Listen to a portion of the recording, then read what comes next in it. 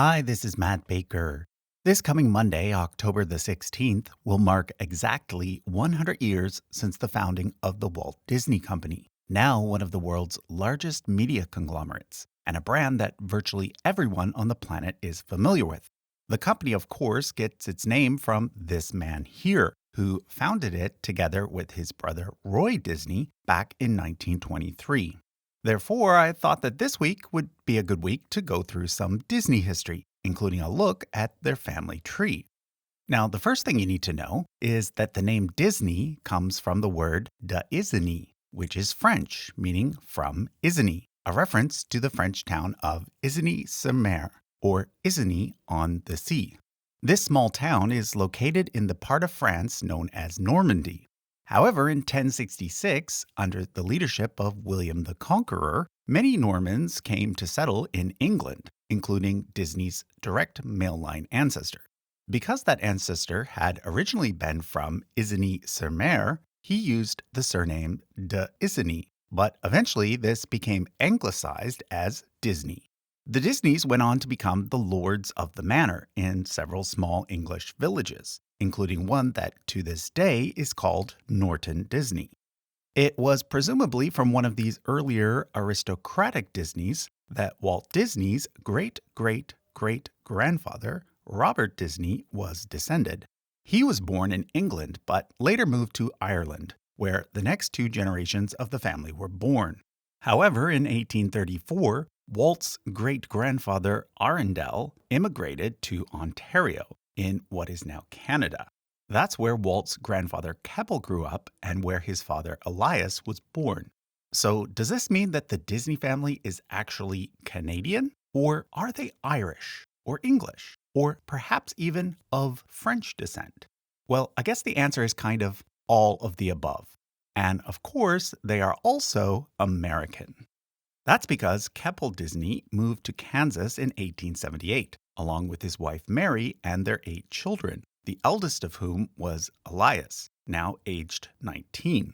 Elias initially worked on his dad's farm, but also tried his hand at many other jobs, including working in a railroad machine shop, where one of his co-workers happened to be Walter Chrysler, the man who went on to found the Chrysler Car Company.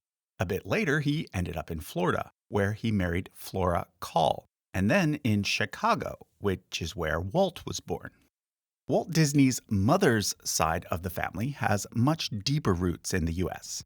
For example, through his maternal grandfather, Walt is a descendant of John Billington, one of the passengers on the Mayflower. And he's a descendant of the Reverend George Burroughs, the only church minister to be executed during the infamous Salem witch trials. Finally, through this side of the family, he's also the third cousin 3 times removed of Samuel Morse, the inventor of Morse code. Now, before we go any further, I want to tell you how you can build a tree like this for your own family. Using the website of today's sponsor, MyHeritage, it's actually quite easy. Just sign up for a free trial and then add as many relatives as you can using their easy-to-use family tree maker. From there, MyHeritage will give you discovery links, which will help you grow your tree even further. You can also search their database of over 19 billion records, which include birth certificates, military records, newspaper articles, and more. For example, using MyHeritage, I was able to find this article about Walt Disney's mother from the Boston Sunday Post, dated November 27, 1938. It tells the sad story of how she died at age 71 when gas fumes from a leaky furnace seeped into her home. Walt Disney's father survived that incident, but died 3 years later in 1941. According to MyHeritage, both of them are now buried at the Forest Lawn Cemetery in Glendale. If you want to learn the history of your own ancestors, MyHeritage is offering Useful Charts viewers a 14-day free trial, followed by 50% off a premium membership. You can sign up right now by going to the link in the description or pinned comment. Let's now return to the Disney family tree. Like I say, Walt himself was born in Chicago, although the family moved around quite a bit during his childhood. For example, he spent several years on a farm in Missouri, as well as in Kansas City, which is where he met Ub Iwerks, one of his early collaborators.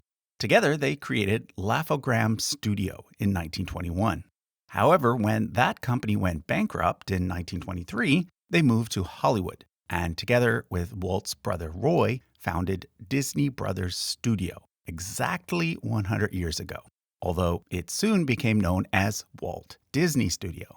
But don't be confused by the name.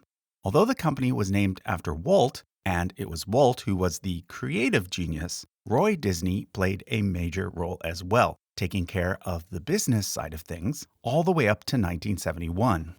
Now, although the Walt Disney Company was established in 1923, it wasn't until the 1930s and 40s that it really took off, thanks in part to the creation of this little guy here, Mickey Mouse. Although not an official part of the family tree, because he's so integral to the Disney brand, I thought I'd tell you a bit about his birth. The story actually starts with an earlier character here named Oswald the Lucky Rabbit, who was created by Walt Disney and Ub Iwerks in 1927. There was a problem, though. They created Oswald for Universal Pictures, and hence Universal Pictures ended up owning the rights to him. Therefore, in 1928, Walt and Ub came up with a replacement character instead, one that Disney would own, the very similar-looking Mickey Mouse. Originally, he was going to be called Mortimer Mouse, but then Walt's wife Lillian convinced him to change the name to Mickey. Speaking of Lillian, she was actually one of Disney Studios' first employees, hired as an ink and paint artist. But soon a romance developed between her and Walt, and they married in 1925. She continued to work as an artist during those early years, and in fact was one of the artists who worked on the very first Mickey Mouse film, called Plane Crazy, in 1928. A lot of people think that Steamboat Willie was the first Mickey Mouse film because it was the first one to be distributed on a large scale. But Plane Crazy was actually made a bit earlier and used for a test screening. Anyway, together, Walt and Lillian had 2 children, both daughters. Their firstborn, Diane, was their biological child, whereas their secondborn, Sharon, was adopted.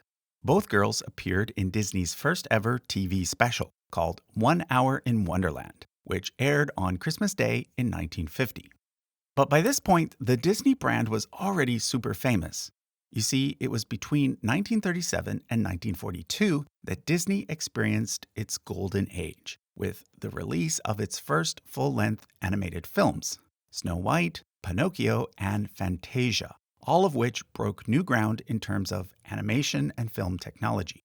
But then the US entered World War II, and the Disney studio was actually used to produce propaganda films for the State Department, such as this one called Der Führer's Face, starring Donald Duck. It wasn't until 1950 that Disney hit its stride again, with films such as Cinderella, Alice in Wonderland, and Peter Pan. Then, in 1955, Disneyland opened in Anaheim, California. The TV series, now known as The Wonderful World of Disney, started the year before and was initially designed specifically to advertise the new theme park. Now, before I move on with the company's history, I want to point out a few people on the family tree. I mentioned earlier that Walt's father, Elias, had 7 siblings. One of these was his younger brother, Robert Disney. He's important to the overall story because it was Uncle Robert who provided the initial seed money for Roy and Walt to start the Disney studio. Roy and Walt also had 2 older brothers, Herbert and Raymond. Herbert worked for the U.S. Postal Service, and Raymond ran an insurance company, which became successful in part because he provided the insurance for all the Disney employees in the early days of the company. They also had a younger sister named Ruth, who lived a very private life. The last movie that Walt Disney himself was involved with was The Jungle Book, which was released 1 year after his death in 1966 from lung cancer. However, what dominated Walt Disney's final years were the plans for an even bigger theme park, this time in Florida, where he managed to acquire a whopping 25,000 acres of land with the help of real estate developer Bill Lund, who later became the second husband of Walt's daughter, Sharon Disney. However, the more important son-in-law of Walt Disney was Ron Miller, who was married to Diane Disney and who worked as a producer for the company. After Walt Disney died in 1966, his brother Roy continued to run things until his death in 1971, after which Don Tatum took over as CEO and then Card Walker. But then in 1983, the job of CEO once again fell to a family member, with Ron Miller taking the top job. His main contribution was the creation of Touchstone Pictures, which allowed Disney to create non-G-rated movies for the first time, such as Who Framed Roger Rabbit, Dead Poets Society, and Armageddon. But Ron Miller did not last long at the top job. In 1984, there were several hostile takeover attempts aimed at splitting the company into parts. At this point, Roy Disney's son, Roy Jr., also known as Roy E. Disney, stepped in and prevented this from happening. He managed to oust Ron Miller and make Michael Eisner the CEO instead. Meanwhile, Roy E. Disney put himself in charge of the animation studio. What followed is what's been called the Disney Renaissance, which is when Disney produced films such as The Little Mermaid, Aladdin, and The Lion King. By this point, Disney was finally considered to be one of the major film studios in America, alongside companies such as Universal Pictures, Paramount, and Warner Brothers. In 1995, Disney also acquired ABC, one of the big three TV networks in the US, meaning that it was now a major player in both film and television. 1995 was also the year that Toy Story came out, which was the first full-length movie to be 100% computer animated. It was produced via a partnership between Disney and a company called Pixar, owned by Steve Jobs of Apple fame. Around 10 years later, Disney bought Pixar outright, soon after Michael Eisner was replaced by Bob Iger, who is the current CEO. During Iger's tenure, Disney has continued to grow, acquiring other major brands such as Marvel, Star Wars, and most recently, 21st Century Fox. In 2019, it launched Disney Plus, which is currently the third largest streaming platform worldwide, after Netflix and Amazon. Nowadays, there are no longer any Disney family members serving as executives at Disney. The last family member to hold any sway was Roy E. Disney, who passed away in 2009. He and his wife Patricia had 4 children: Roy, Susan, Abigail, and Tim, all of whom are independent film producers.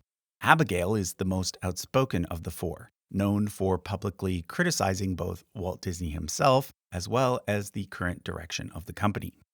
Ron Miller and Diane Disney had 7 children. Their son Walter appeared in the Disney movie Son of Flubber when he was just a baby. These days, he's the president of the Walt Disney Family Museum in San Francisco.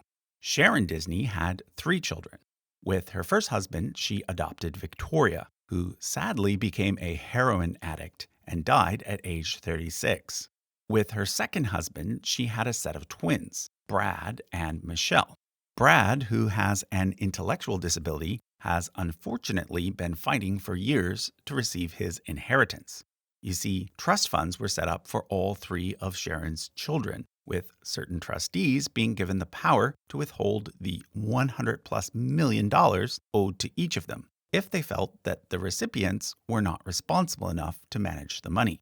Victoria was given her inheritance despite her drug addiction, whereas Brad was not, despite him demonstrating responsibility by working several everyday jobs.